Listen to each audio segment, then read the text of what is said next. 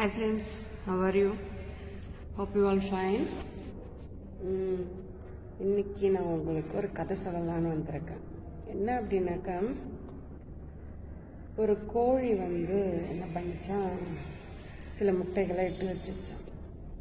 அந்த முட்டையில் ஒரு கழுகு தன்னுடைய முட்டையும் சேர்த்து கொண்டாந்து அந்த கோழியோட முட்டை கூட வச்சுட்டு போயிடுச்சான். இதில் என்னாச்சு அப்படின்னாக்கா, கொஞ்ச நாள் கழித்து அந்த கோழி எல்லா முட்டையும் அடக்காத்து முட்டையெல்லாம் பொரிக்கிறதுக்காக காத்துட்டு இருந்துச்சு.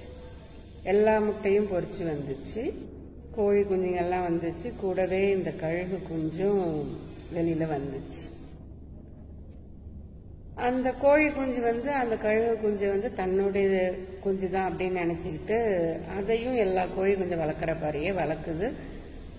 மண்ணை சீண்ட சொல்லி கொடுக்குது, எவ்வளோ தூரம் பறக்க முடியுமோ அவ்வளோ பறக்க சொல்லி கொடுக்குது, கொத்த சொல்லி கொடுக்குது, எல்லாத்தையுமே சொல்லி கொடுக்குது.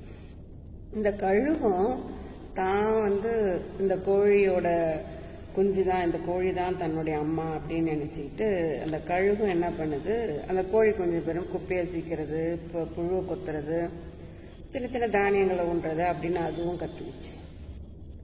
ஒரு நாள் இதே மாதிரி கற்றுக்கிட்டு இதே மாதிரி போகுது. இந்த கழுகும் வளருது, கோழி குஞ்சும் வளருது. இது கொஞ்சம் வித்தியாசமாக இருக்குது. ஆனால் அதுவும் அது பெருசாக கண்டுக்கல, கோழியும் பெருசாக கண்டுக்கல, எல்லாமே வளர்ந்து ஒன்றா வருதுங்க.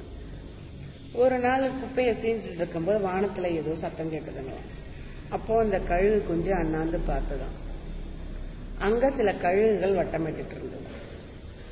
அதை பார்த்து என்ன நினச்சிதான், அதெல்லாம் வேற ஒரு இனம், வேற ஒரு பறவைகள் போல. அந்த அங்க கழுகுகள்லாம் பறந்துட்டு இருக்குது. அந்த கழுகு குஞ்சிப்ப அண்ணாந்து நிமிந்து ரொம்ப நேரம் பார்த்துச்சான். என்ன நினைச்சுதான், நம்மளாலாம் இது மாதிரி பறக்க முடியாது, நாம அப்படி நாம பிறக்கல, நாம கோழி குஞ்சு தான், அதனால நம்மளால அந்த அளவுக்கு பறக்கவே முடியாது அப்படின்னு நினைச்சுக்கிட்டு திரும்பவும் குப்பையை சீண்ட ஆரம்பிச்சதுங்களாம். ஓ, இதுதான் கதை.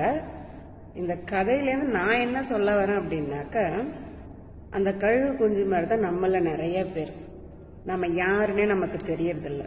நம்மளுடைய எபிலிட்டி, நம்மளுடைய சேலஞ்ச், நம்மளுடைய கரேஜ், நம்மளுடைய ரிசைலன்ஸ், நம்மளுடைய கேப்பபிலிட்டி, நம்மளுடைய ஆர்ட், நம்மளுடைய என்ன சொல்றது, இன்னும் எவ்வளோ இருக்குதோ எதுவுமே நமக்கு தெரியறதில்ல.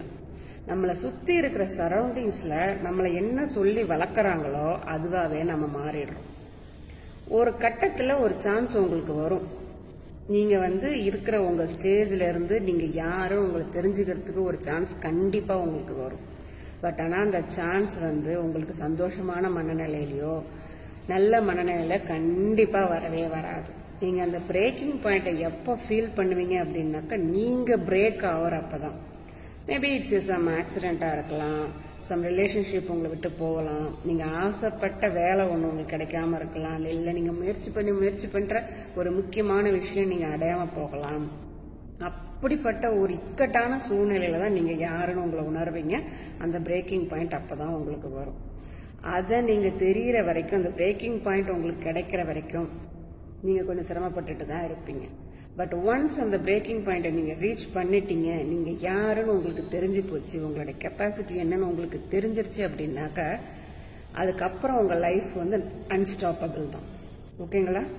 இது என் லைஃப்பில் 100% உண்மை. உங்கள் லைஃப்லேயும் இது உண்மையாகும். ட்ரை பண்ணி பாருங்கள். All the best.